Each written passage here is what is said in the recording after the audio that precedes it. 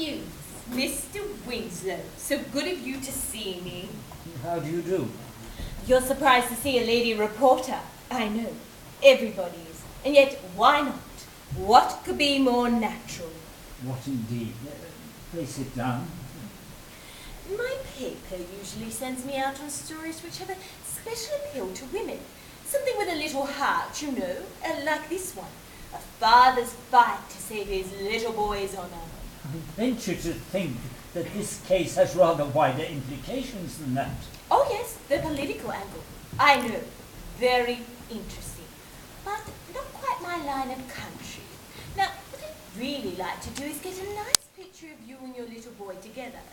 My assistant and camera in the hall. Where is your little boy? My son is arriving from school in a few minutes. His mother has gone to the station to meet him. From school? How interesting. So you got a school to take him?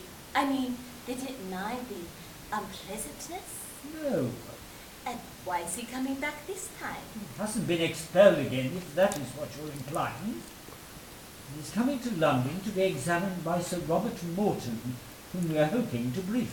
Sir Robert Morton. Well. Exactly. But do you really think he'll take a little case like this? This is not a little case, madam. No, of course not. But still, Sir Robert Morton. I understand that he is the best advocate in the country. He is certainly the most expensive. Oh yes, I suppose if one is prepared to pay his fee, one can get him for almost any case. Once more, madam, this is not almost any case. No, of course not. Well, now, perhaps you wouldn't mind giving me a few details. When did it all start? 9 months ago. The first I knew of the charge was when my son arrived home with a letter from the Admiralty informing me of his expulsion. I telephoned Osborne to protest and was referred by them to the Lords of the Admiralty. My solicitors then took the case up and demanded of the Admiralty the fullest possible inquiry. For weeks we were ignored, then met with a blank refusal,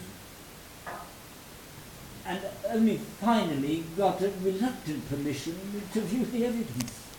Really? My solicitors decided the evidence was highly unsatisfactory and fully justified the reopening of proceedings. We applied to the Admiralty for a court-martial. They ignored us. We applied for a civil trial. They ignored us again. They ignored you? Yes.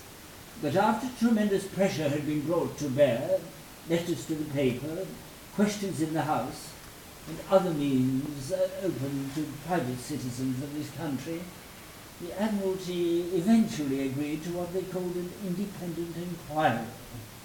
Oh, good. It was not good, madam. At that inquiry, conducted by the Judge Advocate of the Fleet, against whom I am saying nothing, mind, my son, a child of 14, was not represented by counsel, solicitors, or friends. What do you think of that? Fancy. You may well say fancy.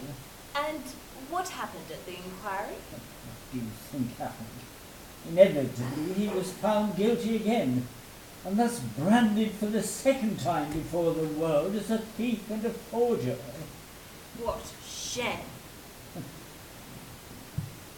You may well know that I am not prepared to let the matter rest here. I intend to use every weapon and every power at my disposal to correct this monstrous injustice. Now, I happen to have a plan. What charming curtains! What are they made of? You might have no idea. Do I hear the little chap himself? Hello, Father. Hello, Ronnie. I say, Mr. Moore says we can come back until Monday. That gives me 3 whole days. On Monday. Sorry, Father. How are you, Ronnie? Oh, I'm absolutely top all. Mother says I've grown an inch. Now that's exactly the way I'd like to take my picture. Would you hold it there, Mr. Winslow? Fred! Can you come in now? Afternoon all. That's the pose I suggest.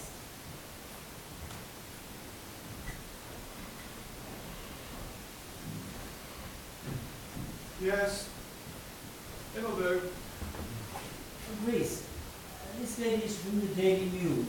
She's extremely interested in your curtains. Oh, really? Oh, how nice. Yes, indeed. I was wondering, what are they made of? Well, they're an entirely new material, you know. I don't know what it's called, but I got them in Barker's last year. Apparently, it's a mixture of... Just a second. I'm afraid my shorthand isn't very good. I must just get that down. Father, are you going to be in the Daily News? It would appear so. Oh, good. They should have done it in the library, and everyone's bound to see it. Quite still, please.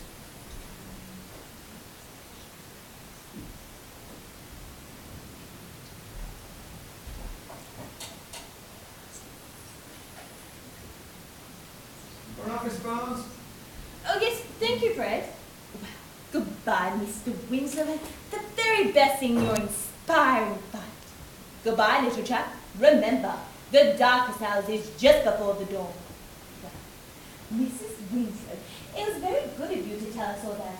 I'm sure our readers will be most interested. What she's talking about? The case, I imagine, you prefer. The case.